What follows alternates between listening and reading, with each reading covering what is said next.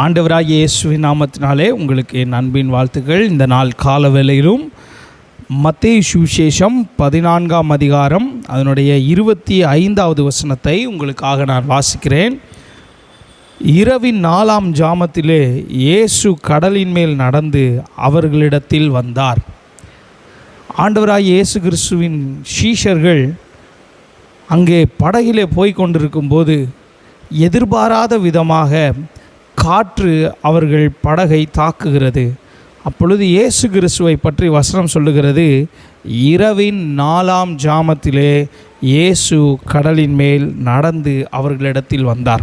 அதற்கு முந்தின வசனத்தில் நீங்கள் பார்த்தீர்கள் என்றால் நடுக்கடல், எதிர்காற்று, 3 காரியத்தை நான் உங்களுக்கு சொல்ல விரும்புகிறேன். நடுக்கடல், இரவு மற்றும் பலத்த எதிர்காற்று. No one can approach them. யாராலும் அவர்களிடத்தில் வந்து சேர முடியாத இடம். இருள் ஒரு பக்கம், பலத்த காற்று ஒரு பக்கம், நடுக்கடல் வேற. இந்த இடத்துல இயேசு அவர்களிடத்தில் நடந்து வந்தார். ஒருவேளை நீங்கள் இருக்கிற சூழ்நிலை நடுக்கடலில் தத்தளிப்பது போல் இருக்கலாம், பலத்த காற்று அடிப்பது போல் இருக்கலாம், இரவின் 4ஆம் ஜாமமாக இருக்கலாம், ஒருவரும் கிரியை செய்யக்கூடாத இருளை நீங்கள் சந்தித்து கொண்டிருக்கலாம். நான் உங்களை உற்சாகப்படுத்துகிறேன். நம்முடைய ஆண்டவராகிய இயேசு கிறிஸ்து உங்களிடத்திற்கு வந்து உங்களுக்கு அற்புதம் செய்ய போதுமானவராயிருக்கிறார். ஏன் இயேசு அங்கே நடந்து வந்தார் என்கிற காரியத்தை நான் சொல்ல விரும்புகிறேன். நீ பயந்த தண்ணீரின் மேல் நிச்சயமாய் நான் உன்னை நடக்க பண்ணுவேன். எந்த தண்ணீரை பார்த்து நீ பயந்தாயோ அதே தண்ணீரில் பேதுருவும் இயேசுவும் சேர்ந்து நடந்தார்கள்.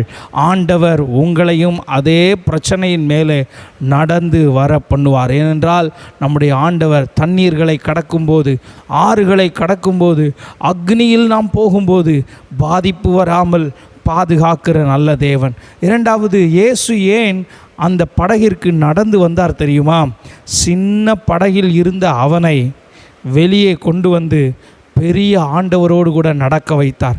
ஒரு சின்ன எல்லைக்குள்ளே, உங்கள் லிமிட்டேஷனுக்குள்ளே நீங்கள் போராடி கொண்டிருப்பீர்கள் என்றால் ஆண்டவர் உங்களிடத்தில் வந்து ஆண்டவர் உங்கள் கையை பிடிச்சி பெரிய ஆண்டவரோடு கூட நடக்க பண்ணுவாராக. இயேசு கடலின் மேல் நடந்து அவர்களிடத்தில் வந்தார்.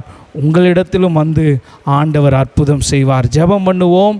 கர்த்தர் உங்களை ஆசீர்வதிப்பாராக. சர்வ வல்லமை உள்ள ஆண்டவரே, அன்பின் பிதாவே, உம்முடைய பிள்ளைகள் ஆண்டவரே நடுக்கடலை போல, பலத்த காற்றை போல ஆண்டவரே ஒருவரும் கிரியை செய்யக்கூடாத ஆண்டவரே இருளை போல சூழ்நிலையில் போய் கொண்டிருப்பார்கள் என்றால் பரிசுத்த ஆவியானவர் உதவி செய்வீராக. ஆண்டவராகிய இயேசு நடந்து வந்து நீர் அற்புதம் செய்வீராக. உம்முடைய பிள்ளைகளை நடக்க வைப்பீராக. சிறிய படகிலிருந்து வெளியே கொண்டு வருவீராக. இயேசு கிறிஸ்துவின் நாமத்தில் ஜெபிக்கிறோம் நல்ல பிதாவே. ஆமேன், ஆமேன். God bless you.